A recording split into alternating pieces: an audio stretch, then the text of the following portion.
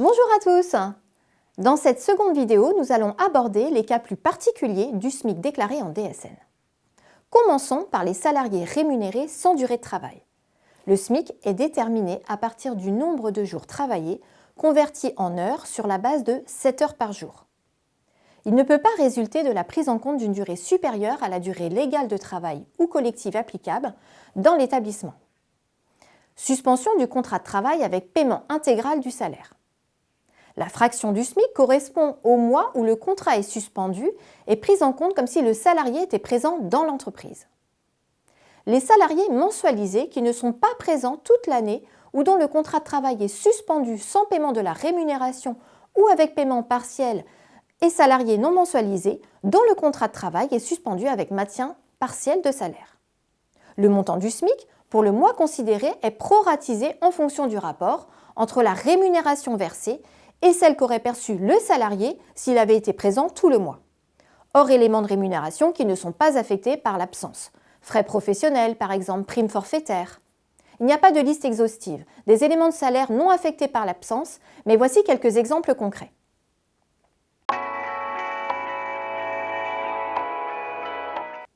On peut retenir les éléments suivants en cohérence avec l'analyse ci-dessus.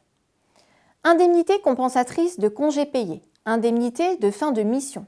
Leur montant n'étant pas directement fonction de l'absence intervenue au cours du mois où le contrat prend fin et qui donne lieu à la proratisation du SMIC, mais de l'ensemble de la rémunération versée au cours du contrat ou de la période de référence. Calcul supramensuel. Ce ne sont pas des éléments affectés par l'absence. Prime de 13e mois. Forcément en partie impactée par l'absence qui intervient lors du mois de versement, mais son montant n'est pas directement fonction de l'absence intervenue au cours du mois. Calcul supramensuel. Elle doit donc être considérée comme non affectée par l'absence du mois. Les heures supplémentaires structurelles sont considérées comme affectées par l'absence, mais pas les heures supplémentaires aléatoires.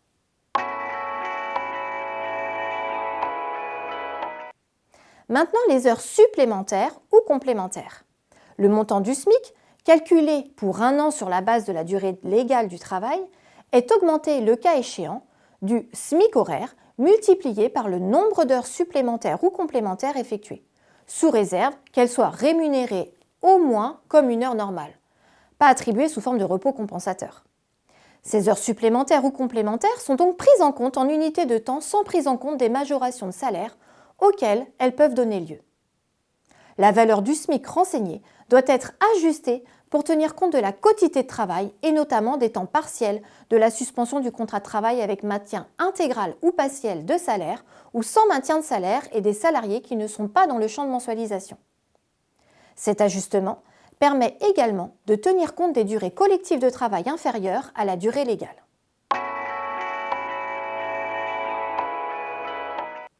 Heures d'équivalence.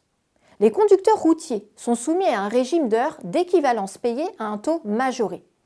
Ils bénéficient d'une majoration du SMIC annuelle retenue au numérateur de la formule de calcul de la réduction, d'une valeur A égale à 45 sur 35 pour les personnels roulants, grands routiers et longue distance, mentionnée au premier de l'article 3212-45 de ce code.